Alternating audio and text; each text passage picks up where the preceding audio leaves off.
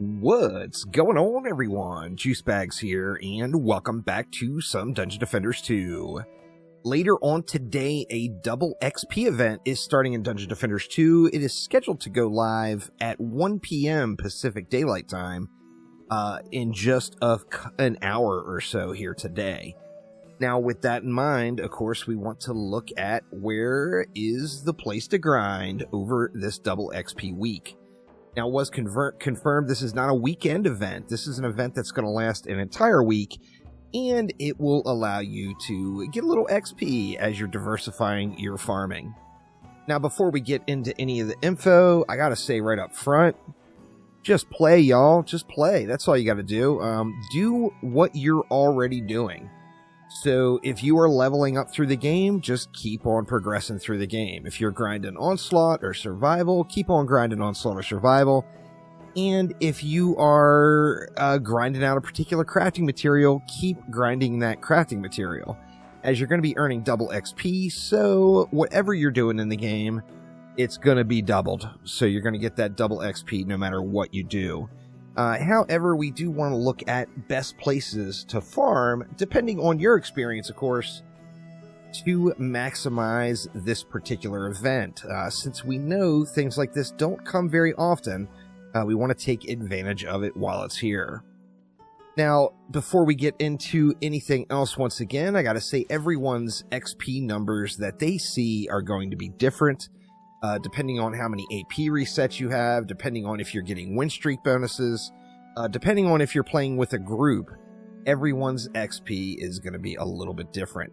So all of the numbers I'm sharing here today are the average between an Ancient Power 72 account and an Ancient Power 74 account. So special thanks to Arymer and Cakepone that put in some grind time testing out some of the numbers on these maps to help me come up with this info, but let's just dive right on into it.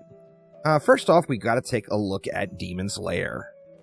Now, the positive about Demon's Lair is also the negative.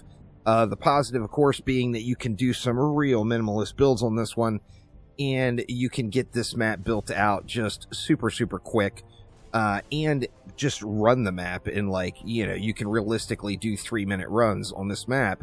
After a little bit of practice and getting your timing squared away. It doesn't take much to get this map dialed in and get it functional, and you can get it done very quickly. Now, that also is the negative with the map. The negative, of course, being with 3-minute runs also means you've got lots and lots of load times, and additionally, an absolute ton of rebuilding. Now, for me personally, and with a player that's inventory is in the shape that mine is in, your load times can be quite substantial. So with 3-minute runs of a map, you could realistically spend 15 minutes or maybe even 20 minutes of every single hour just in loading screens. So with that in mind, Demon's Lair is definitely not one of the top picks. With the average of an Ancient Power 72 and an Ancient Power 74 account, playing solo, Demon's Lair is going to net you about 360 million XP per hour if you take out the loading times. So with no loading time, you're going to get about 18 million every 3 minutes, or 360 million XP per hour. Now that Demon's Lair is out of the way, let's take a look at a few other items. First off, crafting materials. We all know the game is a grind about crafting materials. What is the most valuable crafting material in the game? Probably reroll tokens. Reroll tokens get heavily consumed. They've got a great market price. These are going to drop from the Drakenfrost version. We are going to be focusing mainly on Drakenfrost Keep for this one. And they're also going to drop in the Wildest West. Here we're going to be focusing mainly on that map, the Wildest West. So, first off, the Wildest West. This one is not as much XP per hour as Drakenfrost Keep is.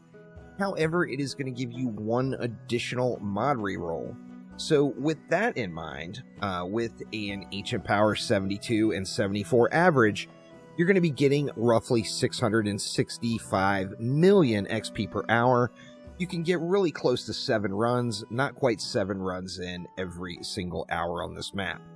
Now, that, of course, is not going to be as good of XP, but if you want to prioritize the reroll tokens, more than you want to prioritize the XP, then Wild West would without a doubt be a wonderful place to go.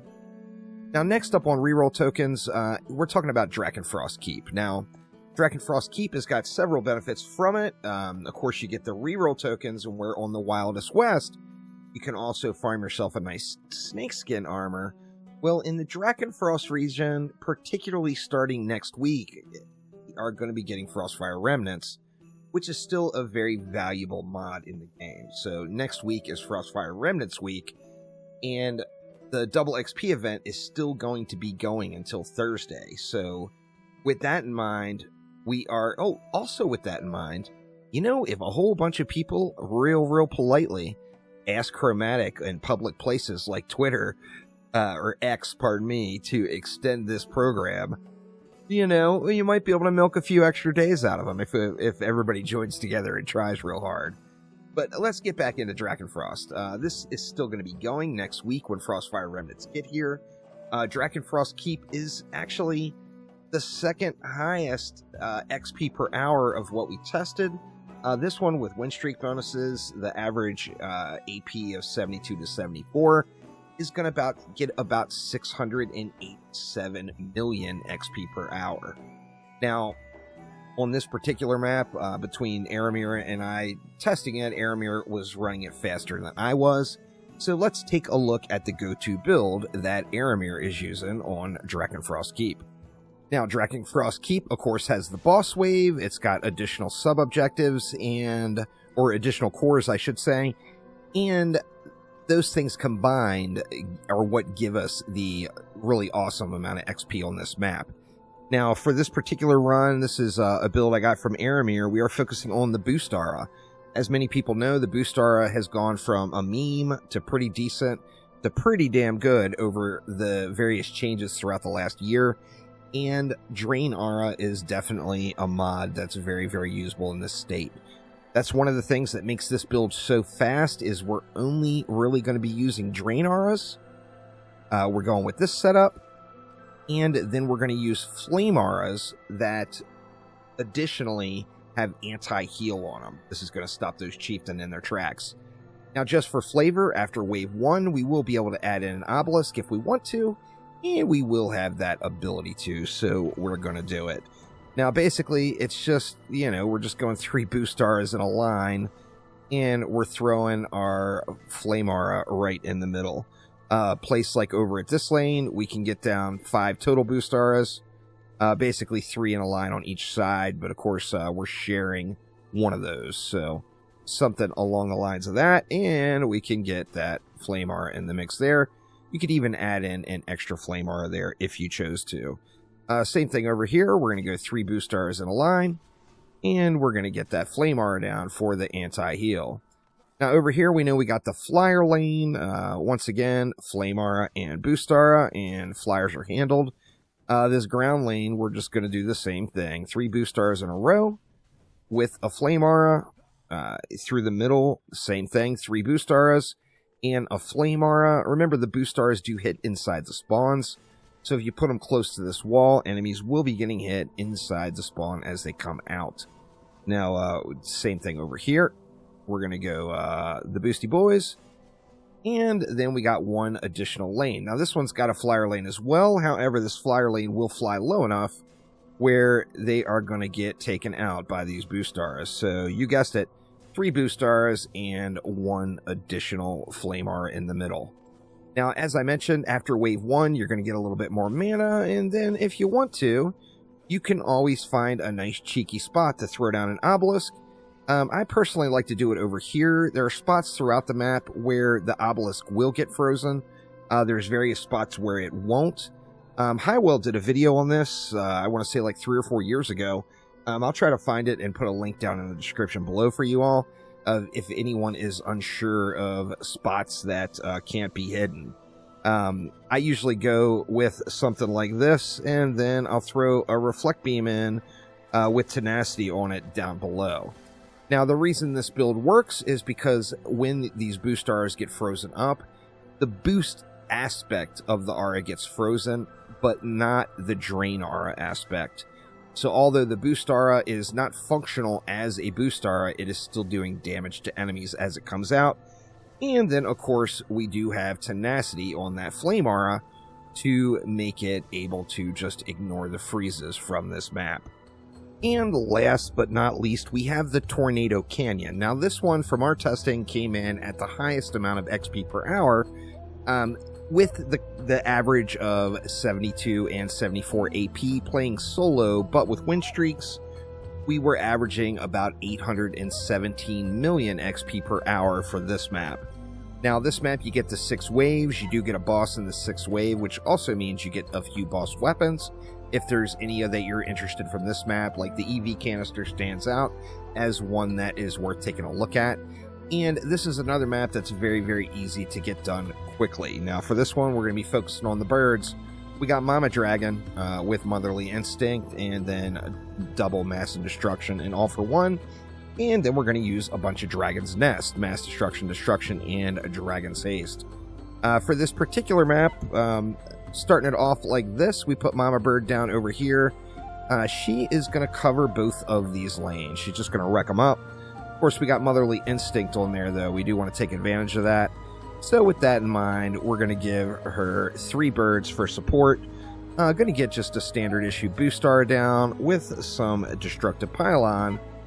And then additionally, we're going to throw a buff beam across the whole deal. Now this, the Mama Bird being so strong and clearing this area means that we got a ton of DU left to put an absolute shit ton of birds over here. So you can actually get away with using 10 Dragon's Nest right here on this lane. Yep, 10 of them. You're going to want to put them close together. That way you can get a buff beam right down the middle with all of them. But something like that will get it done. It's going to be 10 of them. Additionally, throw in a boost aura and then a destructive pylon. And you can still get that buff beam in, get massive power on these dragons, and still have a little DU to spare. Now, for that extra DU, throwing down some sort of anti-heal up in the lane, like those same anti-heal flame auras we were using on the last map, would work on this map as well. However, a build like this is super fast to build. We're not doing a lot of hero swapping, and it just wrecks house. Now, one of the things that make this the best map out there is it's got a whole lot of sub-objectives. So, of course, you can add in reflect beams on the sub-objectives, as we've got just, enough DU left to do everything. 1, 2, 3, 4, 5. Yeah, we could do all the sub-objectives and the cores with reflect beams if we really wanted to, and have more than enough to cover this particular map. So, once again, the TLDW would be just play the game, y'all. Have some fun. Farm up whatever it is you're farming up throughout the game. Double XP, so you're getting a little something more than you would normally get for just running it. And that, of course, is what it's all about. Now, this particular map, of course, does drop the reroll tokens, but it's a reroll token for your main stat. It's those talismans. So you are going to get a crafting material off of this map that is still quite valuable, and you're going to get the most XP per hour out of any map that you can run. However, if you're looking for something like the mod reroll tokens, that, of course, is the hottest commodity in the game, other than just moats, and you're going to want to stick to Drakenfrost for that one if you are interested in Frostfire Remnants next week, or the Wild West if you're wanting to look for some snakeskin armors. But happy grinding, y'all. We got a whole week of it, so that's pretty awesome. But that will do it for this episode, so thanks an absolute ton for watching, and I will see ya next time around. Take it easy.